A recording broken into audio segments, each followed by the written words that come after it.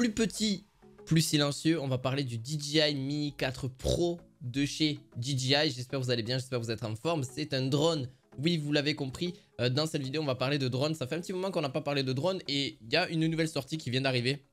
Le successeur du Mini Pro 3 tout simplement. Et aussi donc à peu près la même qualité niveau photo et image que le DJI R3. Grâce à ces capteurs supplémentaires pour détecter les obstacles de tous côtés.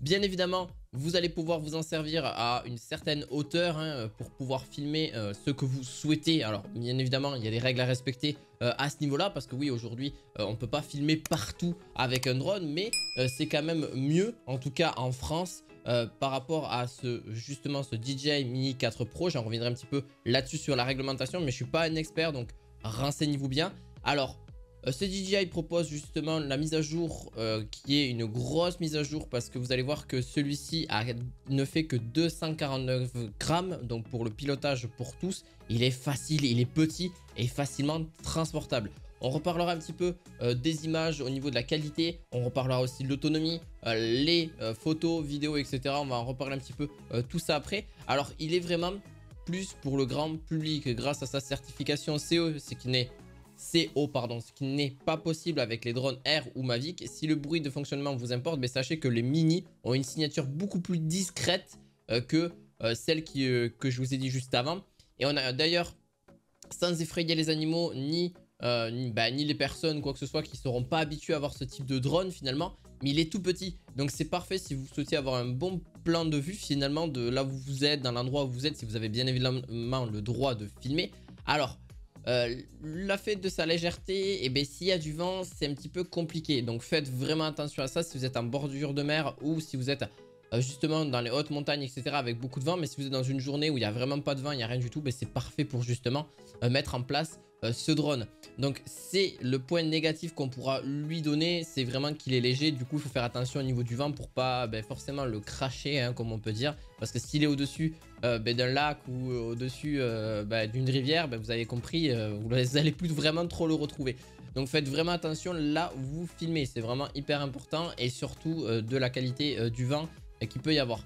Alors au niveau, quelle est la différence entre un Mini et les précédentes versions, surtout celle de la 4 Pro et la 4 normale et même d'autres versions que vous allez pouvoir voir? Et bien en fait la Mini 4 Pro vs la Mini 3 Pro, c'est qu'il est vraiment à peu près, ils ont les mêmes capteurs pour certains, ils ont le capteur CMOS empilé, ce qui permet en fait d'associer un processeur vidéo de nouvelle génération qui en tire vraiment toute la puissance. Et donc pour avoir plus de détails on peut filmer, donc en tout cas la qualité la plus élevée ça va être du 4K 100 images et du 1080p 200. Donc en gros c'est juste parfait au niveau de la fiche technique, et bien évidemment c'est pour ça que je suis dans les aspects un petit peu techniques. Après je vais aller vraiment un petit peu plus doux sur l'aspect au niveau image et sur l'aspect aussi vidéo. Donc comme vous pouvez le voir, niveau qualité il est juste génial, il est très petit donc il peut s'amener partout. Une qualité d'image qui est vraiment exceptionnelle, franchement on peut filmer à peu près ce qu'on veut avec en 4K 60 images secondes et même bien plus haut. Mais c'est génial, franchement c'est génial, parce que au niveau même de la télécommande il faut vraiment que j'en parle parce que c'est assez discret. On a directement, là vous n'avez pas besoin d'avoir votre téléphone etc, parce que là-dessus tout est fixé. Alors vous pouvez, lorsqu'on fixe en tout cas son smartphone, qu'est-ce que je veux dire par là? Que quand je dis que tout est fixé, vous avez juste à fixer votre smartphone par rapport à la télécommande que vous allez avoir. Mais vous avez aussi la DJI RC2 avec un écran LCD déjà intégré. Donc soit vous prenez, donc il y a deux télécommandes qui existent, mais qui est déjà un écran intégré, c'est déjà mieux. Pourquoi? Parce qu'au moins vous avez toute l'application qui est déjà faite, tout est déjà fait, vous n'avez pas besoin d'installer quoi que ce soit sur votre smartphone. Peut-être qu'il n'est pas compatible, ou pareil il va mal gérer le capteur ou quoi que ce soit. Donc beaucoup plus pratique d'avoir un écran LCD, ça maintient une très bonne luminosité en toutes circonstances, donc que ce soit en plein jour etc, vous allez vraiment bien voir ce que vous allez filmer finalement avec ce drone là. Bien évidemment je rajoute quelque chose, n'hésitez pas à vous abonner, à mettre un pouce bleu. Vous avez bien évidemment les liens en description de cette vidéo. Et vous allez me dire mais combien de stockage on peut mettre en interne si on veut filmer etc. Vous pouvez mettre d'une mémoire déjà interne qui est de 32 Go partagée en système d'exploitation, et un emplacement pour carte micro SD si vous souhaitez. Donc vous allez pouvoir rajouter du stockage sans problème pour enregistrer d'éventuelles vidéos qui pour les vols etc qui sont beaucoup plus conséquentes. Donc il faudra vraiment faire attention à ça. Et donc niveau bruit, ben, franchement, c'est son gros atout. Donc à peu près à 30 mètres d'altitude, vous l'entendez presque plus, voire pas du tout. Donc ça c'est vraiment génial. Et lorsqu'il s'approche ben, vraiment des animaux, ben, on entend vraiment très très peu. Donc en vrai il est assez discret. Il fait moins peur que ce qu'on peut espérer finalement avec d'autres drones. Et quand je dis peur, c'est surtout son niveau de bruit finalement. Alors, qu'est-ce qu'il en est au niveau de sa vitesse maximale et aussi de la vitesse au vent? Ce drone peut atteindre une vitesse de pointe de 42 km/h en mode N et en mode sport 57 km/h. Donc, ce qui est quand même très très rapide, hein, faut le savoir. Même s'il y en existe des bien plus rapides, mais ça c'est pour une autre activité sportive. Mais on a quand même, il est capable de dépasser par exemple un petit paquebot ou un truc comme ça. Mais d'ailleurs, il faut faire attention parce qu'à cause du vent, il sera limité à 23 km/h. Donc, même si le mode sport est enclenché. Donc, faites attention à ça. Par rapport à l'R3 qui a été poussé à 70 km/h, ce qui est juste énorme. Mais moi, c'est pas. Aujourd'hui, dans un drone, c'est pas vraiment la vitesse qu'on recherche, même s'il faut quand même qu'il soit rapide. Aujourd'hui, c'est surtout les beaux plans, c'est surtout la stabilité, c'est surtout une nacelle qui est vraiment équipée de cette stabilité dont je vous parle au niveau de la caméra. Donc, c'est juste exceptionnel et on a 48 mégapixels au niveau du capteur. Et qui est pas mal. Donc vraiment deux seuls points négatifs vu qu'il est léger, il faut faire vraiment extrêmement attention au vent.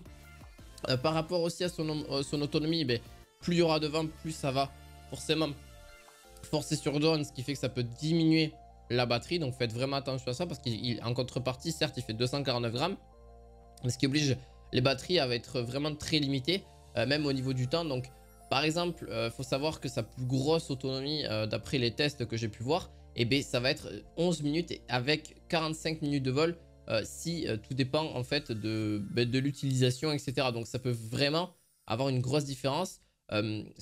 Non, répète. En gros, il y a une autonomie qui est augmentée de 11 minutes par rapport aux autres versions différentes. Donc on pourra à peu près avoir 45 minutes de vol, bien évidemment dans toutes les meilleures conditions, donc sans vent, en filmant en 1080p, etc. Donc si vous filmez en 4K, forcément vous allez avoir une diminution de la batterie. Donc faites vraiment attention à ça. Par contre, il peut comprendre 2 batteries supplémentaires dans son dock et un dock qui charge jusqu'à 30 watts pour chaque batterie. Donc c'est quand même sympathique. Pareil, au niveau de la qualité, on peut monter jusqu'en 4K 60 images secondes ou 24 images secondes. Donc ça c'est vraiment sympa. Pareil pour du 1080p ou du 2,7K. Au niveau de la vidéo, qu'est-ce que ça donne? En 4K, je trouve que c'est nettement plus amélioré en 60. Donc c'est vraiment le conseil que je vous donne. N'hésitez pas à en filmer en cette qualité-là. Parce qu'on aura quand même une colorimétrie quand même assez classique. On aura aussi vraiment une image qui n'est pas trop pixelisée, qui n'est pas trop avec des grains, etc. C'est vraiment correct. Même au niveau, comme j'ai dit, de la colorimétrie, ça reste assez classique. C'est pas le meilleur des drones, mais en tout cas, il fait partie des plus légers. Et ce qui permettra d'avoir quelque chose d'assez optionnel et d'assez pratique au niveau même du transport là-dessus. Alors oui, il peut aussi avoir une fonction de tracking et master shot et waypoint. Alors le tracking, vous avez compris, hein, c'est très facile. Donc en gros, il va focus un certain point et lui, il va s'occuper de suivre ce point que vous lui avez indiqué qui est en train de se déplacer. Par exemple, une voiture, un paquebot ou j'en sais rien, vraiment un petit truc qui va justement capter et lui, il va filmer en durée sur le temps qu'il a de l'autonomie et ainsi de suite. Donc 12 mégapixels ou 48 mégapixels, ben, vraiment il n'y a pas de souci, vous pouvez prendre celui que vous souhaitez. Donc pour des meilleures images théoriquement obtenues en mode 12 mégapixels d'après ce que j'ai pu voir. La plage dynamique du capteur étant vraiment optimale, et l'idéal est d'ailleurs d'imposer au Mini 4 Pro sa plus faible valeur ISO. Donc après tout dépend de la journée où vous êtes, hein, si vous êtes en pleine nuit ou alors vous allez vous entrer en fin d'après-midi ou alors en début de journée. Voilà, il y a des petits réglages à faire, c'est un petit peu compliqué au début. Vous pouvez laisser tout en automatique, ça c'est à vous de voir aussi, c'est possible. Mais il faudra faire attention à ça. Donc on peut aller jusqu'à 512 Go maximum en micro SD au niveau du stockage. Donc ce qui laisse largement la place pour filmer pendant quelques minutes, voire des dizaines de minutes sans un gros problème. Parce que avec de la 4K à 60, il n'y aura aucun souci. Parce qu'il faut savoir qu'à peu près, soit environ 1 Go à peu près pour une minute de 44K 60. Donc ça va très vite, donc ça il faut faire vraiment attention au niveau du stockage encore une fois. Mais bon, c'est une approximation, c'est à peu près les calculs que j'ai pu faire là-dessus, mais bon, c'est approximatif. Donc peut-être que vous aurez moins ou plus en fonction par minute de stockage. Donc n'hésitez pas à vous prendre une petite carte SD 512 Go, c'est pas pour le prix que ça coûte d'en prendre une, comme ça vous êtes vraiment tranquille. Et puis au moins vous avez de quoi filmer. Donc j'espère en tout cas que cette vidéo vous aura plu. N'hésitez pas à mettre un petit pouce bleu, à vous abonner à cette chaîne. Vous aurez le lien en description de cette vidéo pour le drone ainsi qu'une petite carte SD que je vous conseille de chez SanDisk. Je vous dis à la fois prochaine pour d'autres high-tech. À la fois prochaine, ciao ciao.